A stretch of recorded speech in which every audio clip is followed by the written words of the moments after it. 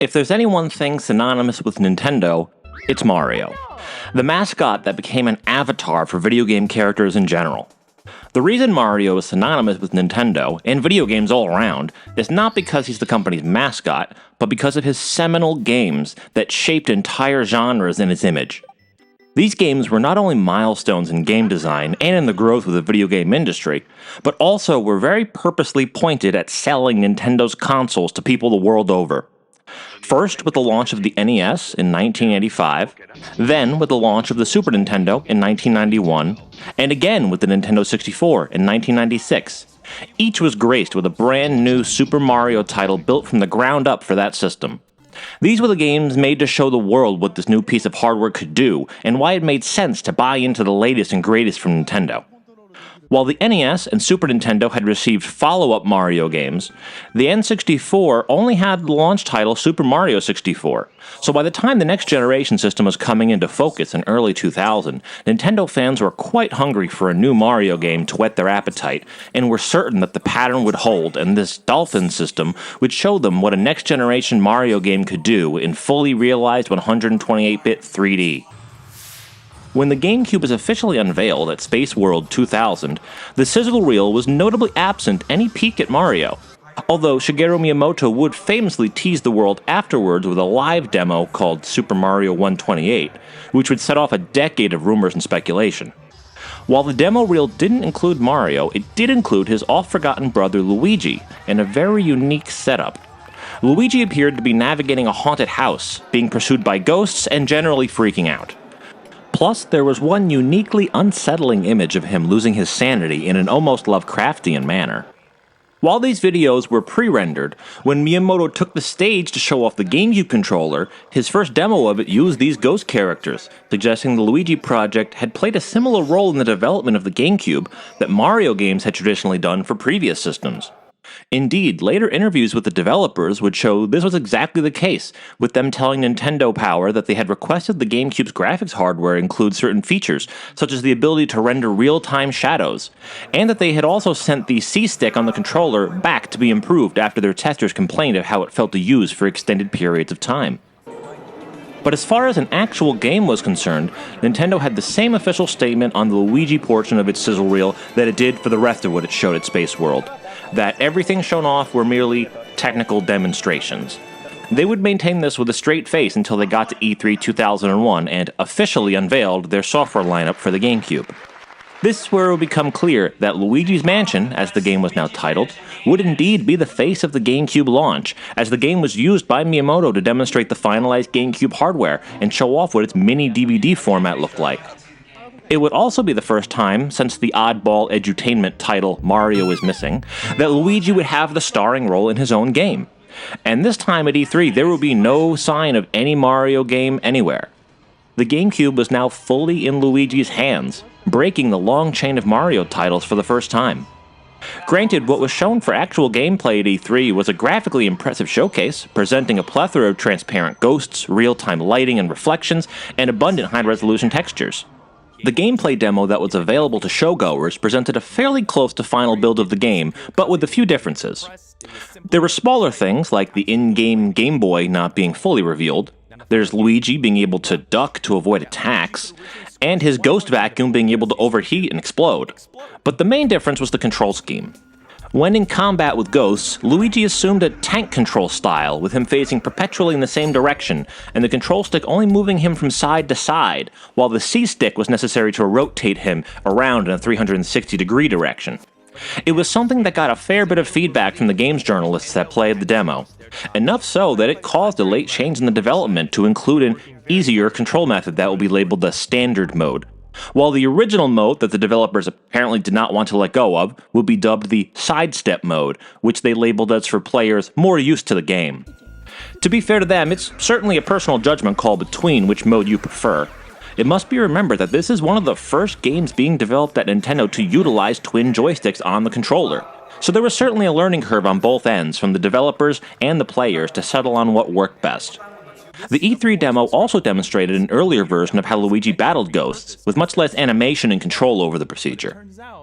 But Nintendo would actually tell games journalists shortly after E3 that the demo shown was just a small glimpse of what the game would be, making the comparison that the demo shown was the equivalent of just showing the garden section outside of the castle in Super Mario 64. Perhaps in hindsight, a comparison they should have avoided making.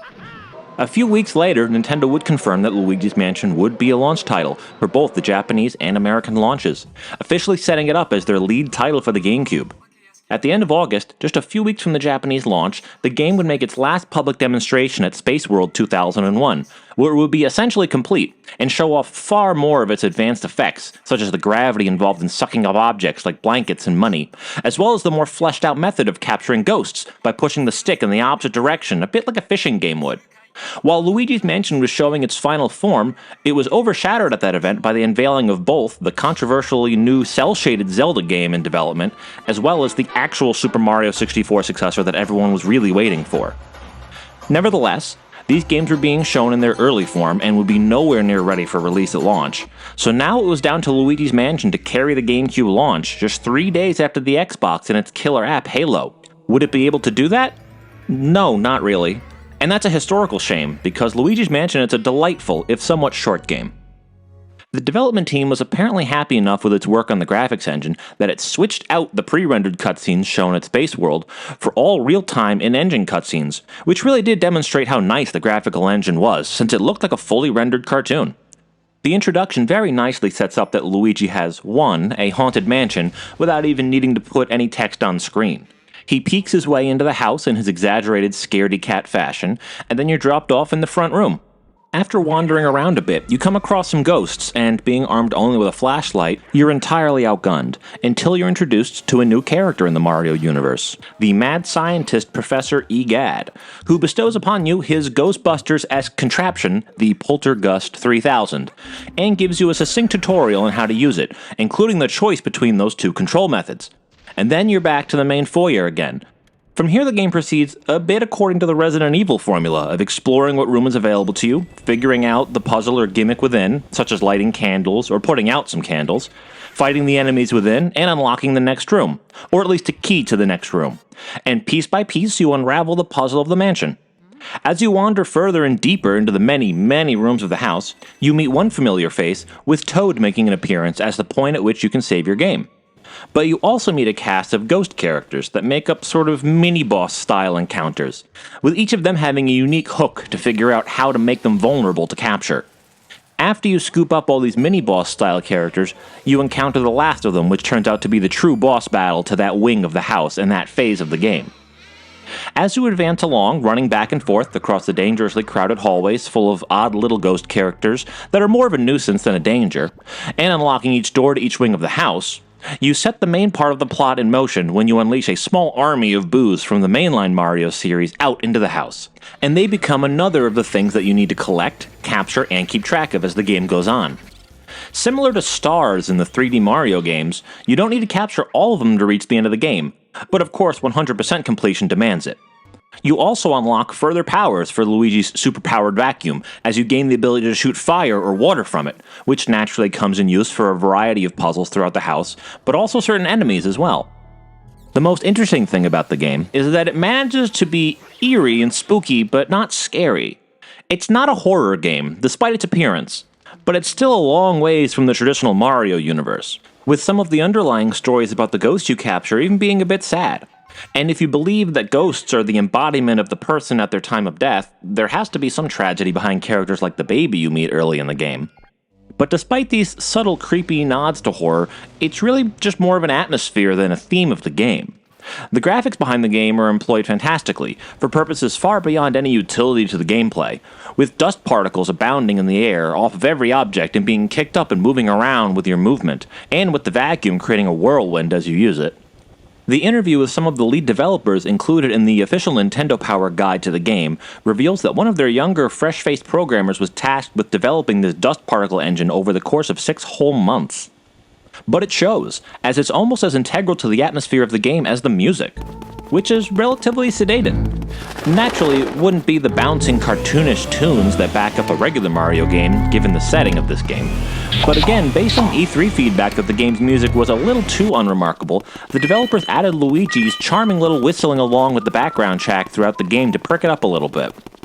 The lighting is also pulled off incredibly well, with lightning flashes brilliantly illuminating the hallways and rooms in a quick burst. And the lighting of the rooms themselves changes as you advance through clearing them out, and even plays a role in your ability to track down and locate ghosts, as they're established to hide in darker spaces. Without giving away the overall plot to the game, the characters you'll come across, and the ending to how it all winds up and who's behind all of this, it's simple enough to say that, being a game starring Luigi, naturally Mario can't be too far away. But in this case, he's very seldom seen, as he's the damsel in distress now. A slightly progressive twist for the first 21st century Mario game. So the end goal being to reach him is sometimes forgotten behind all the ghost collecting, but once you unwind all the mysteries of the mansion, you will reach the ultimate conclusion and final showdown with the mastermind villain. It's all a nicely paced experience that doesn't wear out its welcome. But since it's a self-contained and linear progression through one coherent adventure, instead of the several different challenges built around different levels that you might see in a Mario 64-style platforming game, it's decidedly shorter. An experienced and quick player can wrap up Luigi's Mansion in probably under 5 hours, while a first-time player trying to go for 100% might stretch the experience out to nearly 10 if you take your time. Being the symbolic Mario series game at the GameCube launch, Luigi's Mansion was the best-selling game at all of the GameCube launches, with roughly 1 in 3 GameCube owners at launch in Japan picking it up, and almost half of those in the US doing the same. It would go on to become the 5th best-selling GameCube game over the life of the system. By the same token, the game also became inextricably tied to the GameCube's legacy, its image, and its fate. As one of the lead developers said at the beginning of their process, they wanted to make something new and fresh, and thus chose to do something entirely unlike a traditional Mario platformer, and chose his brother instead of him. This will be a pattern that will repeat again and again over the GameCube's life, as gamers at this time were already getting disappointed or angry about when they saw this game at launch instead of a successor to Mario 64, and saw the Link vs. Ganondorf showdown from the unveiling turn into a cartoon Link. While this might have done in the GameCube in the short term of its market life, it's exactly these kinds of more experimental titles that paired an uncompromised powerhouse piece of hardware with the unleashed creative talents of Nintendo's veterans that made the GameCube one of the more special and treasured chapters in its long, long history.